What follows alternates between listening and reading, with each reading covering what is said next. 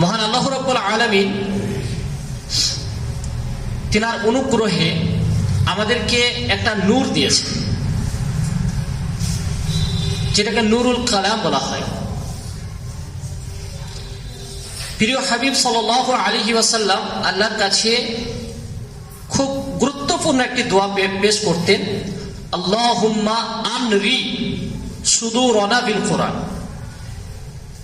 হে আল্লাহ, কোরআনের আলোতে আমার দিলকে আলোকিত করুন।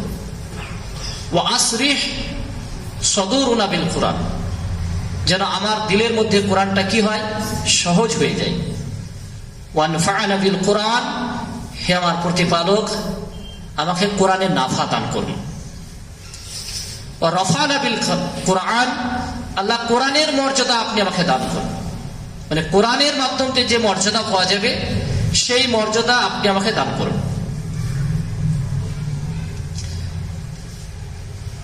আমাদের পুরো জীবনের ইজ্জত ধরে রেখেছে কোরআন। এই উম্মাহ যতদিন কোরআনকে দিলে ধারণ করে রাখবে ততদিন এই জাতি ইজ্জত পাবে। যেদিন এই কোরআনকে আমরা ছেড়ে দেবো, কোরআনের হক মর্যাদা আদায় করব না, আমরা কোনো জায়গা থেকে ইজ্জত পাবো না। এই জমিনে আমাদেরকে বেইজ্জতি হতে হবে। মানে আমাদের পুরো ইজ্জতটা নির্ভর করে কোরআনের উপরে। এই কথাই সহিহ মুসলিমের হাদিসে এসেছে, ইন্নাল্লাহা ইয়ারফাউ বিহাযাল কিতাবি আকওয়ামান, নিশ্চয় আমাদের ইজ্জত প্রদান করেছে এই আল্লাহর কালাম, ওয়া ইয়াদাউ বিহি আখরিন। যেদিন আমরা এই কোরআনকে ছেড়ে দেব, তার হক আদায় করব না, সেদিন আমাদেরকে বেইজ্জতির জায়গায় আল্লাহ তাআলা ছেড়ে দিবেন। আমরা যদি একটুকু চিন্তা করি, তাদাব্বুর করি, তাহলে আমরা বুঝতে পারবো যে আজকে জাতি, বিশেষ করে মুসলিম জাতি, সারা পৃথিবীতে লাঞ্ছিত, ঘৃণিত, অপমানিত। এর মূল কি? কি কারণে, কিসের জন্য এরা এত লাঞ্ছিত? চিন্তাবিদরা, গবেষকরা জানিয়েছেন যে এর পেছনে মূল কারণ হচ্ছে তারা আল্লাহর কালাম ছেড়ে দিয়েছে। যে কোরআন চ্যালেঞ্জ করেছে যে এই কালামকে যারা আঁকড়ে ধরবে তারা পৃথিবীতে কোনোদিন বেইজ্জতি হবে না। হাজারো লাখো মানুষের সামনে আল্লাহ রাসূল একটা বক্তব্য পেশ করেছিলেন মিনার ময়দানে।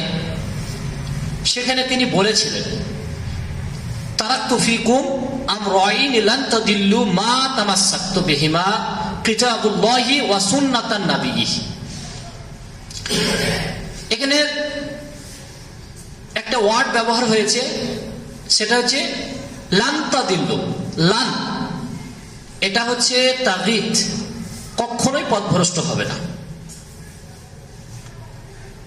মুসনাদে আহমদের এরকমও হাদিস এসছে, তাদেরকে কোনো জাতি কিছু করতে পারবে না, বিরোধী জাতিরা তাদেরকে কিছুই করতে পারবে না যদি তারা এই কোরআনকে, আন বলে একটা শব্দ আনা হয়েছে, আন লান কায়েজান, এটা ফেলে দাখিল হয়, এটা শারতিয়ার জন্য আছে, যার অর্থ হচ্ছে কখনোই কোনো বেজাতীয় তাদেরকে কিছু করতে পারবে না। তো এই হাদিসটার তর্জমা আপনাদেরকে স্পষ্ট করে দিই। আল্লাহ রাসূল বলছেন, তোমাদেরকে দিয়ে যাচ্ছি, তারাকা ইয়াতরুকু, মানে তোমাদের মাঝে রেখে যাচ্ছি, এটা আমানত স্বরূপ দিয়ে যাচ্ছি। তারপরে বলছেন তিনি, প্রিয় হাবিব, যে তোমরা কোনোদিন পথভ্রষ্ট হবে না যদি দুটি গ্রন্থকে ধরে রাখতে পারো। যারা আহলে কোরআন তারা হাদিসকে অস্বীকার করে, তাহলে তারাকতু ফিকুম আমরাইন, দুটি নির্দেশ, তারা কিন্তু একটা নির্দেশকে কি করে, কোরআনকে, তাতে আবার কোরআনের কিছু আয়াতকে, গোটা কোরআনের আয়াতকে ওরা আবার বুঝে না, কয়েকটা আয়াতকে যেগুলো বিতর্কিত আয়াত, যদি ঠিক মতো না বুঝেন তাহলে আপনি নিজেও বিপাকে পড়বেন। কারণ ওই আয়াতকে বুঝতে গেলে কোরআনের আরো 1/3 আয়াত আপনাকে বুঝতে হবে, তবে আপনি ওই আয়াতের অর্থ স্পষ্টভাবে বুঝতে পারবেন। তার সানে নাজুল বুঝতে হবে। তারা সেগুলো বুঝে না, শুধু একটু শাব্দিক অর্থটা বুঝে নেয়, নিজে গুমরা হয়, দল্লু আদাল্লু, সে নিজেও পথভ্রষ্ট হয়, অপরকেও পথভ্রষ্ট করে। তো এখানে প্রিয় হাবিব সাল্লাল্লাহু আলাইহি সাল্লাম বলছেন দুটি নির্দেশ। এখানে মুজাফ ইলাইহি হয়েছে, কিতাবুল্লাহি ওয়া এবং সুন্নাতান নবিহি, দুটোই মুজাফ ইলাইহি হয়েছে। এটা যে কিতাবুল্লাহ, আল্লাহর কিতাব, আর এটা হচ্ছে কি আমার, লাস্টে র শব্দ অ্যাড হয়। তো এখানে প্রিয় হাবিব সাল্লাল্লাহু আলাইহি সাল্লাম দুটি গ্রন্থকে ধরে রাখার জন্য উম্মাহকে তাগিদ করলেন যে এই দুটো গ্রন্থকে তোমরা ধরে রাখো, তাহলে পথভ্রষ্ট হবে না। মারদুত, যে আমাদের চির শত্রু, গররাতকুমুল আমানি হাত্তা জামরুল্লাহ গররাকুম বিল্লাহিল গুরুর, মহাপ্রতারক, যে প্রতি মুহূর্তে আমাদেরকে ধোঁকা দিচ্ছে, আমাদেরকে প্রতারিত করছে, সেই শয়তান সে সাধ্য অনুযায়ী চেষ্টা করে যে তারা যেন আল্লাহর কালাম ভুলে যায়, যেন তারা আল্লাহর কালামকে না আঁকড়িয়ে ধরে। এই জন্যই কিছু জিনিস সে পেশ করে। যেমন আজ ছোট ছোট বাচ্চাগুলো যদি কোরআন মুখস্থ করে, তো এই বয়সে মনে হয় 2 বছরের মধ্যে ও কোরআন আয়ত্ত করে নেবে, তারও কম সময়েও আয়ত্ত করে নিতে পারে। কিন্তু ওই বাচ্চা কি করে, খেলাতে মত্ত হয়ে যায়। বিভিন্ন খেলার যে আইটেম এসেছে সেগুলো দেখে বাচ্চা, আর সেগুলোর উপরে কি হয়, আমেরিকানরা ইংরেজিতে, অল্প বাচ্চারা ইংরেজিতে মাহের হয়ে যায়। কিভাবে হয়, ওদের মায়েরা, ওদের বাবারা কোথাও ঘোরাতে নিয়ে গেলেও ইংরেজিতে কথা বলে, মানে ওদের কালচার, এবং ওরা খুব মাহের হয়, খুব পণ্ডিত হয়। কিভাবে হয়, আমরা কি করি, আমাদের বাচ্চাদেরকে যদি মা রান্নাশালে যদি আয়াতুল কুরসি পড়ে এবং বাচ্চাকে দুটো দুটো করে যদি বলে দেয়, তো দেখবেন ওই বাচ্চা আয়ত্ত করে। আপনাদের বাচ্চাগুলো আছে না, বেশ কিছু সূরা মুখস্থ করে ফেলেছে। কিভাবে করেছে, আপনি চেষ্টা করেছেন, বলেছেন। এমনও বাচ্চা আছে, এমনও পরিবারের, এমনও ভাইদের, তারা কিছুই জানে না, সে খেলাতে সময়টা পার করে দেয়। সে বাই বাই টাটা এইসব আধুনিক কালচার গুলো শিখে, কিন্তু আল্লাহর কালামের বিষয়গুলো শিখে না। কিভাবে শিখবে, এর পেছনে কাজ আছে। সে কথাটাই আল্লাহ রাব্বুল আলামিন কালামুল্লাহর মধ্যে ব্যবহার করেছেন। সূরাতুল মুজাদিলা আয়াত নম্বর 19, ইস্তাহওয়াযা আলাইহিমুশ শাইতানু ফাআনসাহুম যিকরাল্লাহ। ইস্তাহওয়াযা, শয়তান তোমাদেরকে ধরে নিল, সে তোমাদেরকে ক্যাপচার করে নিয়েছে। ধরে ফেলার সাথে সাথে সে যেটা করেছে সেটা হচ্ছে সে আল্লাহর জিকির ভুলিয়ে দিয়েছে। এখানে জিকির থেকে মোরাদ হচ্ছে কোরআন, জিকির থেকে মোরাদ হচ্ছে সালাত। মুফাসসিরিনরা দুটোকে তাগিদ করেছেন, দুটোকে নিসবত করেছেন। বেশিরভাগ মুফাসসিরিন বলেছেন এখানে কোরআন, তারা কোরআনকে ভুলিয়ে দিয়েছে। এই উম্মার 98% মানুষ কোরআনই পড়তে জানে না। 2% পড়তে জানে, তার মধ্যে 1% হচ্ছে উলামা ইকরাম, বা তার মধ্যে হাফেজরা আছেন, তাদের আলহামদুলিল্লাহ ঠিকই আছে। আর 1% মানুষ সাধারণ, তারপরে তো তাদের ভুলের শেষ নাই। তারা চেষ্টাও করে না যে সেই ভুলগুলো শুধরে নেব, এটাও তারা চেষ্টা করে না। কেউ মারা গেল তো কোরআন পড়বে, তাছাড়া কোরআন পড়বে না, ইচ্ছা হলো পড়লো, নাহলে পড়লো না, মানে দায় ছাড়ার মতন তারা কোরআনকে ব্যবহার করে। তো এ হলো শয়তানের ষড়যন্ত্র, যে সে চায় না যে তারা আল্লাহর কালামকে স্পর্শ করুক। সূরা হিজর 15 নম্বর সূরা, এর 39-40 দুটি আয়াত, খুব ইম্পর্টেন্ট আয়াত। রব্বুল আলামিন শয়তানকে জান্নাত থেকে বিতাড়িত করে দিলেন। ক্বালা খুরুজ, এটা আরাফের আয়াত। বেরিয়ে যাওয়ার পরে শয়তান আল্লাহকে বলছে, ক্বালা রব্বি বিমা আগওয়াইতানি, আমি আজ থেকে আপনার কাছে আমি বিপদগামী, পথভ্রষ্ট আমি। লা উযায়্যিনান্না লাহুম ফিল আরদ, আমি যেমন বিপদগামী আদমের সন্তানদের কারণে বা আদমের জন্য, আমি তো আর একাই জাহান্নামে যাব না, আমি আদমের জুরিয়াতকে, তাদের বাল বাচ্চাদেরকেও আমি কোথায় নিয়ে যাব? জাহান্নামে নিয়ে যাব। কিভাবে নিয়ে যাব? লা উযায়্যিনান্না লাহুম ফিল আরদ, লামে যদি আলিফ মানে টান হয়, এক আলিফ পরিমাণের টান হলে নায়ের অর্থ দেয়, নাফির। আর যখন স্পিরিটে পড়বো জাবার দিয়ে, তখন অর্থ হবে তাকিদ। অবশ্যই লা, এই লা উযায়্যিনান্না স্পিরিট, লা উযায়্যিনান্না লাহুম ফিল আরদ, আমি তাদের মেজর পার্সেন্টকে, দুনিয়াকে সুন্দর ভাবে পেশ করব, মানে তাদেরকে দুনিয়াদারি বানিয়ে দেব। এর ফলে আমার কাজগুলো করতে সুবিধা হবে। যখন কাউকে দুনিয়ার বান্দা বানিয়ে দেওয়া হয়, আব্দ বানিয়ে দেওয়া হয়, তখন সে তার প্রতিপালক আর চিনতে পারে না, তার মারেফাতি অর্জন করতে পারে না। ম্যাক্সিমাম মানুষ আল্লাহকে বুঝে না, আল্লাহ কে, আল্লাহর অস্তিত্ব কি, আল্লাহ থাকেন কোথায়, আল্লাহর সাথে আমার কি সম্পর্ক আছে, এর হিসাব কেউ লাগাতে পারে না। কি করে লাগাবে? মানুষ মহান প্রতিপালককে, পালকের সঙ্গে সময় ব্যয় করে না। আল্লাহর সঙ্গে যে কথা বলবো, যেটা একটা চিঠি, এই যে কোরআন, এটা আপনার কাছে একটা চিঠি এসেছে জান্নাতে, এই চিঠিটা যদি পড়া হয়, তাহলে এই চিঠি মানে হচ্ছে আল্লাহর সঙ্গে কথা বলা। মেজর পার্সেন্ট মানুষ এই চিঠি পড়ে না, আর এটাই শয়তান চায়। কোরআনে আল্লাহ রাব্বুল আলামিন সূরাতুল বনী ইসরাঈল আয়াত নম্বর 9 বলছেন, ইন্না হাযাল কুরআনা ইয়াহদি, নিশ্চয় এই কোরআন মানুষকে সঠিক পথ দেখিয়ে থাকে, মজবুত পথ, দৃঢ় পথ, যে পথ ধরলেই ইনশাআল্লাহ আপনি জান্নাতে দাখিল হবেন, প্রবেশ করবেন।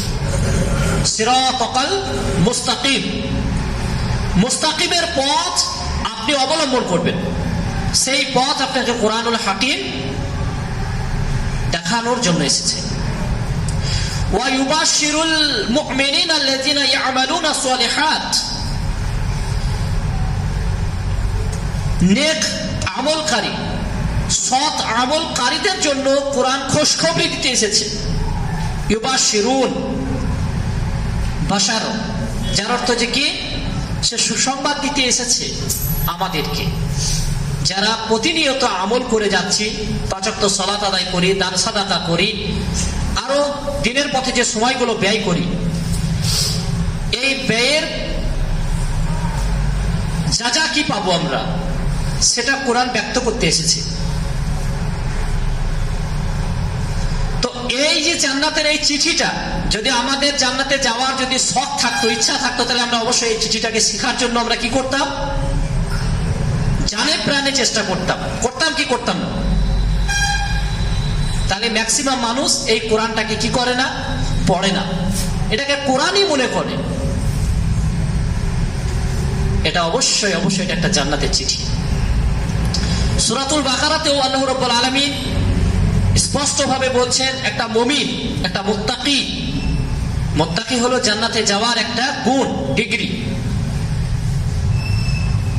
আল্লাহ তাআলা বলছেন, আলিফ লাম মিম যালিকাল কিতাব লা রাইবা ফীহি হুদাল লিল মুত্তাকিন, এটা মুত্তাকিদের পথ নির্দেশ, এটা মুত্তাকিদের গাইড বুক, তাদের প্রুফ। একটা মুত্তাকি দুনিয়াতে জীবন যাপন করবে, তার পুরো জীবন বিধান, তার পুরো জীবন কোড অফ লাইফ, সে কিভাবে পরিচালনা করবে তার জীবনকে, তার পুরোটা কোথায় রয়েছে? কোরআনে রয়েছে। দিক নির্দেশনা কোরআনে আল্লাহ তাআলা আমাদের দিয়েছেন। আমরা সত্যি যদি মুত্তাকি হতাম, যদি সত্যি আমাদের জান্নাতে যাওয়ার যদি ইচ্ছা থাকতো, তাহলে আমরা অবশ্যই অবশ্যই কোরআনের কাছে কি করতাম? আমাদের জীবনের চলার সমস্ত কিছু ওখান থেকে খুঁজে নিতাম, কিভাবে চলবো, কিভাবে ফিরবো, সবকিছু গাইডলাইন কোথা থেকে নিতাম? কোরআন থেকেই অবশ্যই আমরা নিতাম। মহান আল্লাহ রাব্বুল আলামিন সূরাতুল মাইদা আয়াত নম্বর 50 বলছেন, আফা হুকমাল জাহিলিয়াতি ইয়াবগুন ওমান আহসানু মিনাল্লাহি লিকাওমি ইউকিনুন।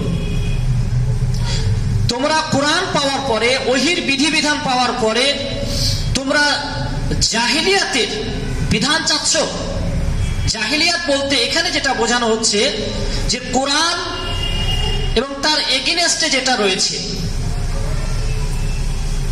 তোমরা ওইটাই চাইছো কোরআন পাওয়ার পরে, যে কোরআন মানব জাতির একমাত্র গাইডলাইন, শুধু মুসলিমদের জন্য নয়, সারা পৃথিবীর মানুষের জন্য। হুদাল লিন্নাস বলা হয়েছে, কোরআনকে বলা হয়েছে এটা গোটা মানব জাতির হিদায়াত। যতদিন পৃথিবীতে এই কোরআনের রাজত্ব কায়েম ছিল ততদিন শয়তান কি করতে পারেনি? অশান্তি লাগাতে পারেনি। আজকে যদি আপনারা একটুকু বিবেচনা করে দেখেন, কোরআনে বলা হয়েছে লা তাকরাবুজ জিনা, তোমরা জিনার নিকটবর্তী হয়ো না। জিনা করা তো দূরের কথা, এই নির্দেশ যতদিন জাতি মেনে চলেছিল ততদিন পৃথিবীতে জিনা কি ছিল না? জিনা চলেছিল না? জিনা এই যতগুলো জিনার স্তরগুলো আছে এগুলো ছিল? কিছুই ছিল না। এটা অন্য জাতিরাও ফলো করতো অবশ্যই। সমস্ত জাতির মাঝে জিনা হারাম ছিল, কোরআনের নির্দেশ মোতাবেক তারা মেনে চলেছিল। আজ যদি দেখা যায় পৃথিবীতে প্রায় 70% মানুষ জিনাতে জর্জরিত বিভিন্নভাবে।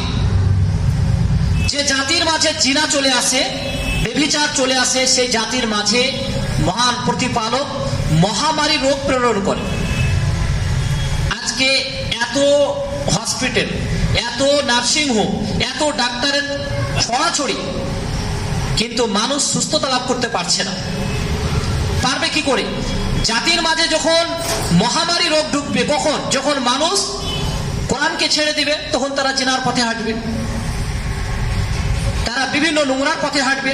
আজ মুসলিমদের যুবকরা, মুসলিমদের প্রায় 98% যুবক তারা মদ্যপায়ী, তারা মদে আসক্ত, তারা জিনাতে আসক্ত। কেন জিনাখোর হবে না? কেন তারা মদ্যপায়ী হবে না? কারণ এইগুলো দূর করে কোরআন।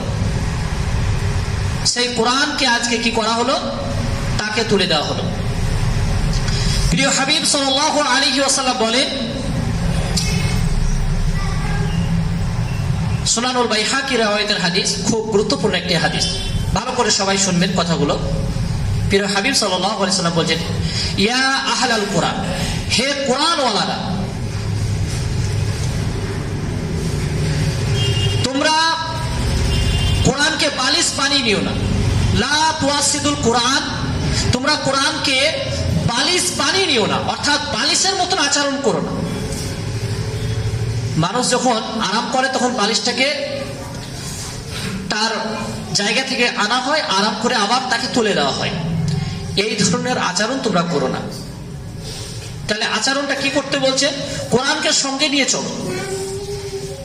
আপনি বাইক চালাইছেন, যে সূরাগুলো আপনার মুখস্থ আছে পাঠ করুন। যদি ওই অবস্থায় দুর্ঘটনা ঘটে, আপনি হাসরের মাঠে মুজাহিদদের কাতারে উঠবেন। আপনি কাজ করছেন, ওই অবস্থাতে আপনি মনে মনে কোরআন পড়ুন।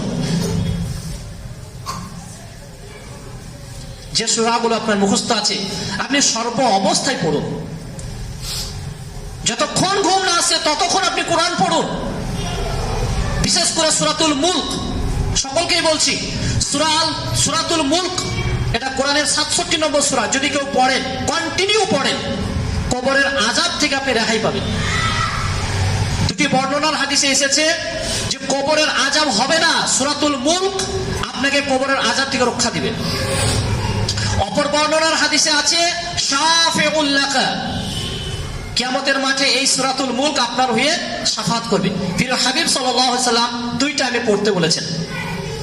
এছাড়া একটা বর্ণনার হাদিসে আছে, আমার সংখ্যাটা মনে নাই, তবে প্রায় কয়েক হাজার ফেরেশতা আপনাকে গার্ড দিবে।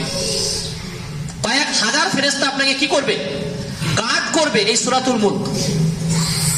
আয়াতুল কুরসি যদি পড়া হয়, যেটা সূরাতুল বাকারার 256 নম্বর আয়াত, এই সূরাতুল আয়াতুল কুরসি যদি কেউ পাঠ করে, তাহলে এই সূরার এত মর্যাদা, এত ফজিলত যে সেই বাড়িতে শয়তান প্রবেশ করতে পারবে না, কোন দুষ্কৃতী জিন সেই বাড়িতে দাখিল হতে পারবে না। এত মর্যাদা, এত মর্যাদা। সূরাতুল ইখলাস যদি কেউ পাঠ করে, যেটা কুল হুয়াল্লাহু আহাদ নামে যারা চিনেন, এটা যদি কেউ পাঠ করেন, কোরআন খতমের সব দেওয়া হয়। তাহলে দেখুন, এই কোরআনকে বলা হয়েছে বরকতের কালাম। তাই প্রিয় হাবিব সাল্লাল্লাহু আলাইহি ওয়াসাল্লাম বলছেন যে তোমরা প্রতিনিয়ত কি করো? কোরআনকে ব্যবহার করো, সর্বক্ষেত্রেই তোমরা কোরআনের চর্চা শুরু করো। আর যদি যে গুমটিগুলো গ্রাম অঞ্চলে আছে, এগুলোতে যদি ধরেন কোরআনের আয়াত তেলাওয়াত হতো বাংলা অনুবাদ সহ, তাহলে বহু মানুষ কি হতো? উপকৃত হতো। যেটা প্রিয় হাবিব সাল্লাল্লাহু আলাইহি সাল্লাম কোরআনের দাস চালু করেছিলেন মক্কি জীবনে 13 বছরের মাঝে দারুল আরকামে। তো কাফেররা পর্যন্ত আল্লাহ রাসূলের এই কোরআনের বাণী শুনতে যেত। মুসলিমরা নিজেরা শুনলো না, গায়ের কমকে শোনার সুযোগও করে দিল না। এটা আপনাদেরকে বলছি, অনেক হিন্দু ভাই এত নরম, কারণ আমি একটা হিন্দু গ্রামে বাস করি, তারা খুবই নম্র ভদ্র। তাদেরকে যদি কোরআন শোনানোর সুযোগ করে দেওয়া হয়, দেখবেন ইনশাআল্লাহ ওই কিতাবটাকে পড়ার জন্য তারা চাবে আপনাকে যে আপনাদের ওই কিতাবটা দিয়েন তো। মুসলিমরা শুনলো না আল্লাহর কালাম, এটাকে নিয়ে স্টাডি করলো না, গায়ের কমকে সুযোগও করে দিল না। তাই প্রিয় হাবিব সাল্লাল্লাহু আলাইহি ওয়াসাল্লাম বলছেন যে মিন আনা ইল্লাইলি ওয়া নাহারা, জেনে রাখো কোরআনের দুটো দাবি আছে তোমাদের উপরে। কি দাবি? হাক্কা তিলাওয়াতিহি, তাকে তিলাওয়াত করতে হবে, দিন এবং রাত্রি তাকে পড়তে হবে। কোরআনের তিলাওয়াত শুধু হিফজ করাটা না, এর তিনটিকে তিলাওয়াত বলা হয়। আল্লাহ রাসূল সাল্লাল্লাহু আলাইহি ওয়াসাল্লাম বলছেন ওয়া আফসুহু ওয়া তাগান্নুহু ওয়া তাদাব্বারু, তোমরা কোরআনকে মন দাও, তোমাদের চিন্তা ভাবনা, তোমাদের এই মস্তিষ্ককে কোরআনকে দাও, মানে সর্ব অবস্থায় যেন আপনি কোরআন নিয়ে চিন্তা করেন, যেন আমার মন কোরআনেই থাকে। 2 নম্বর হচ্ছে তাগান্নুহ, তোমরা সুর করে কোরআন পড়ো। নবীজি সাল্লাল্লাহু আলাইহি ওয়াসাল্লাম বলেছেন আমার উম্মতকে দাউদ আলাইহিস সালামের গুণ দেওয়া হয়েছে। দাউদ আলাইহিস সালামের তার ওই পানি, তিনি যে পানি আসমান থেকে পেয়েছিলেন, ওই পানি মাছরা শুনতে যেত। তো তিনার কণ্ঠস্বর খুব সুন্দর ছিল। তো ওই কণ্ঠস্বর আল্লাহ রাব্বুল আলামিন এই কোরআনের পাখিদেরকে দেওয়া হয়েছে। যারা কোরআন হিফজ করেন, যারা হাফেজে কোরআন, তো দেখবেন তারা কোরআন পড়লে মানুষকে শুনতেই মজা লাগে, আপনি অর্থ বুঝেন আর না বুঝেন। কারণ দাউদ আলাইহিস সালামের সুর, কণ্ঠ, তাদের খাসিয়াত, বৈশিষ্ট্য তাদেরকে দেওয়া হয়েছে। 3 নম্বরের বলেছেন তাদাব্বারু, তোমরা চিন্তা করো। আজ সারা পৃথিবী, আপনাদেরকে বলছি, মানুষ কি চায় আমি বলতে পারছি না, তবে জমিন এখন চাইছে। আজ জমিনে মানুষের রক্তে রাঙান্বিত, মানুষ মানুষকে হত্যা করছে, মানুষ মানুষের বিরুদ্ধে মিছিল মিটিং করছে, মানুষ মানুষের বিরুদ্ধে মামলা করছে। কোনদিন বাঘ করেছে মানুষের বিরুদ্ধে অভিযোগ? পথ অবরোধ করেছে? গরু করেছে? কোন অবলা প্রাণী জগৎ কিছু করেছে? সব মানুষ আর মানুষের বিরুদ্ধে কি হয়েছে? পারমাণবিক অস্ত্র, ড্রোন, বিভিন্ন মানুষ মানুষকে ধ্বংস করছে। এটা কেন? কেন মানুষ আর মানুষ নাই, মানুষ হয়েছে হিংস্র প্রাণী। মানুষ মানুষকে মারে, তার মানে তারা মানুষ হয় কি করে? তাই প্রিয় হাবিব সাল্লাল্লাহু আলাইহি ওয়াসাল্লাম বলছেন এটা এমন একটি কোষ্ঠী পাথর এনেছি, যখন জাহিলিয়াতের যুগ, যেটাকে বর্বরতা জামানা বলা হয়, আইয়ামে জাহিলিয়াত বলা হয়, মায়ের সঙ্গে জিনা করত নিজেরই সন্তান, বোনের সঙ্গে কুকর্ম করত, চাচির সঙ্গে, মামির সঙ্গে, এই বোধ তাদের ছিল না যে যৌবিক চাহিদা কার কাছে পূর্ণ করতে হয়, এই জ্ঞান তাদের ছিল না। যেদিন এই কোরআনের বলি, এই কোরআনের ভাষা যখন তাদের দিলে ঢুকে গেল, তখন তারা বাছাই করতে শিখলো। এছাড়াও আপনাদেরকে আরো তথ্য দিচ্ছি, হামারে বাদশাহী নামক একটি কিতাব আছে। মানুষ মানুষকে, আপনার কাছে কিছু পেল, পাওয়ার পরে আবার ফের আপনাকে হত্যা করা হতো, আপনার বুককে ফাড়া ফেড়ে দেওয়া হতো, সেখান থেকে কলিজা বের করা হতো, সেটাকে চিবিয়ে খেত। যারা লুটপারাজি ছিল, যারা ডাকাত ছিল, তারা সেটাকে খেত। মাথাটাকে দেহ থেকে আলাদা করত, সেটাকে ফাটানো হতো, সেখান থেকে মগজ বের করে সেটাকে মদের চাট করত। এই কালচার, এই অবস্থা ছিল আইয়ামে জাহিলিয়াতে। যেদিন তারা এই আল্লাহর কালাম পেল, তখন তারা সব ছেড়ে দিল। সম্মানিত উপস্থিতি, এই কওম, এই জাতিকে পরিবর্তনের একটাই উপায়, একটাই রাস্তা, সেটা হচ্ছে কোরআনুল কারীম। যেদিন এই কোরআনের বাণী তার অন্তরে ঢুকবে, সেদিন তারা পরিবর্তিত হবে। সে কথাই আল্লাহ রাব্বুল আলামিন বলছে, আমার সময় শেষেই চলে এসেছে, লাউ আনজালনা হাযাল কুরআন, যদি আমি এই কোরআনকে নাজিল করতাম আলা জাবালিন লারাইতা, যদি আমি এই কোরআনকে নাজিল করতাম কোথায়? জাবালুন, পাহাড়ে, পর্বতে যদি আমি কোরআনকে নাজিল করতাম, লারাইতা, হে রাসূল আপনি দেখতে পেতেন, ওই পাহাড়কে আপনি দেখতে পেতেন। কোন অবস্থায় দেখতে পেতেন? খাশিআম মুতাসাদ্দিআম মিন খাশিয়াতিল্লাহ, সেই পাহাড় এত কান্ত যে কান্নাতে সে পাহাড় মুতাসাদ্দিআম, সে চূর্ণ বিচূর্ণ হয়ে যেত, টুকরো টুকরো হয়ে যেত, দ্বিখণ্ডিত হয়ে যেত। এই কোরআনের ব্যাপারে পাহাড় চিন্তা করতে গিয়ে মহান আল্লাহ রাব্বুল আলামিন বলছেন, তিলকা আমসাল নাদরিবুহা লিন-নাস, আমি এই উপমা, এই উদাহরণ আমি এই জন্যই দিই মানুষের জন্য। এই কোরআনের এই উদাহরণের কি ফায়দা আছে, লাভ আছে? লাআল্লাহুম ইয়াতাফাক্কারুন, যাতে করে তারা ভাবে, চিন্তা করে যে এই গ্রন্থটা আসলে কি, এই গ্রন্থটা আসলে কি। সম্মানিত উপস্থিতি, তাহলে এখানে স্পষ্ট বোঝা যায় যে কোরআনকে নিয়ে আজও পাহাড় পর্বত তারাও কাঁদে, তারাও তাদের কান্না প্রকাশ করে। এ কথাও এসেছে সূরাতুল বাকারার ৭৪ নম্বর আয়াত, এর সঙ্গে তাফসীর হয়েছে। আল্লাহ রাব্বুল আলামিন বলছেন, সুম্মা কাসাত কুলুবুকুম মিন বাদি যালিক ফাহিয়া কাল হিজারাতি আও আশাদ্দু কাসওয়া, তোমাদের অন্তর পাথরের থেকেও শক্ত হয়ে গেছে, বা এর থেকে আরো কঠিন হয়ে গেছে তোমাদের অন্তর। তোমাদেরকে দেওয়া হলো কোরআন, তোমাদেরকে দেওয়া হলো ওহীর বিধিবিধান, তারপরেও তোমাদের অন্তরটা তোমরা নরম করতে পারলে না, অর্থাৎ তোমরা এই কোরআনকে পড়লে না। জেনে রাখো, আল্লাহ বলছেন, ওয়া ইন্না মিনাল হিজারাতি লামা ইয়াতাফাজ্জারু মিনহাল আনহার, এমনও পাথর আছে যারা আল্লাহর ভয়ে কাঁদে, সেই কান্নাতে ঝর্ণা প্রবাহিত হয়। পাহাড়ের চতুর্দিকে যে ঝর্ণা দেখছেন, গবেষণা করেছেন কোরআনকে নিয়ে, যেটা কিসের, কার নির্দেশে এটা হচ্ছে? কোরআন সাক্ষ্য দিচ্ছে এটা হচ্ছে পাহাড়ের কান্না। অপর বর্ণনার আরো বাকি 3টি স্টেপ আল্লাহ তাআলা বলছেন, ওয়ায়াতাফাজ্জারু মিনহুল আনহার মিনহুল মা, এমনও পাহাড় আছে সেখান থেকে শুধু পানি বার হচ্ছে, শুধু পানি আর পানি, পানি আর পানি। এদিকে আছে এই কাঞ্চন, যে আছে কাঞ্চনজঙ্ঘার এই সাইডে বহু পর্বত আছে যেখান থেকে শুধু পানি হয়।